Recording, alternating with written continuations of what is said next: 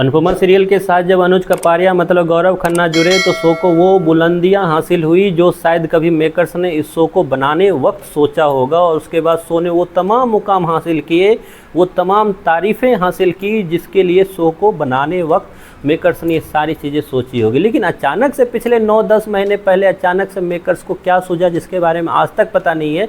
Makers ने उसी element को बाहर कर दिया जिसने शो को इन बुलंदियों पर पहुंचाया था। अनुज कपाड़िया को शो से एग्जिट कर दिया गया और वो दिन है और आज का दिन है।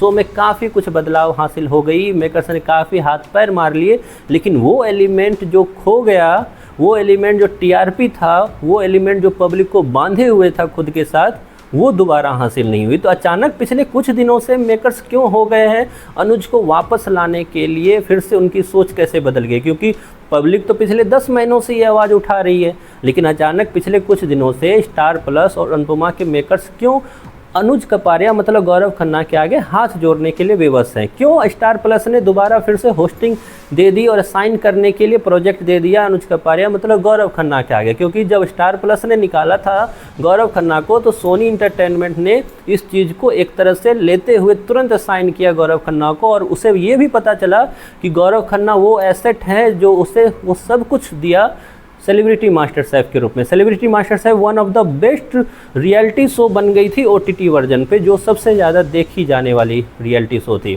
खैर, अब अचानक से स्टार प्लस ने फिर से गौरव खन्ना मतलब अनुज कपाड़िया की तरफ से रुझान दिखाना क्यों स्टार्ट कर दिया? तो इसके पीछे की 3 वजहों पे हम इस वीडियो में हम करेंगे बात कि अचानक से स्टार प्लस अनुपमा को गौरव खन्ना की ज़रूरत क्यों आन पड़ी। और वो तीनों वजह यकीनन मानिए बहुत ही ज़्यादा इम्पोर्टेंट है, क्योंकि इसमें जो थर्ड वजह जो मैं बताऊंगा आप भी उससे सहमति जताओगे कि हाँ, इस वजह से जो लालची मेकर्स हैं उसको अब ये चीज़ समझ आ रही है कि अभी नहीं तो कभी नहीं वाला सीन है। फर्स्ट वजह जो है आपको ही पता है, मुझे भी, मेकर्स को भी, वो है टीआरपी।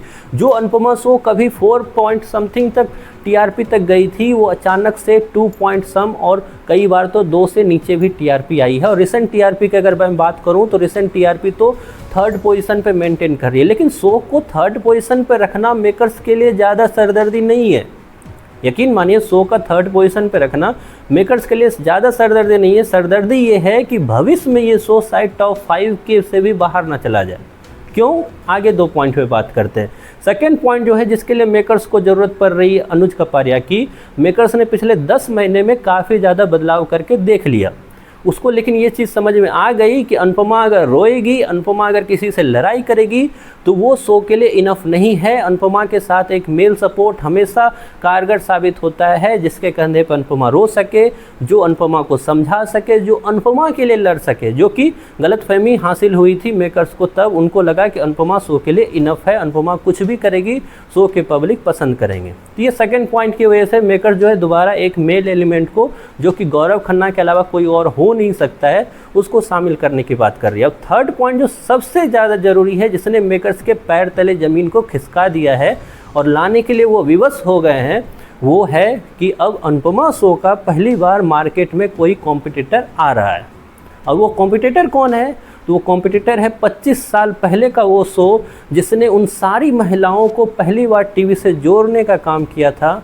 और वो शो है कभी सास भी बहू थी, मिहिर और तुलसी की जोड़ी। जी हाँ, एकता कपूर का ये शो जो राजन शाही के इस शो में सरदर्दी का विषय बना हुआ है, वो आने वाला है 29 जुलाई से।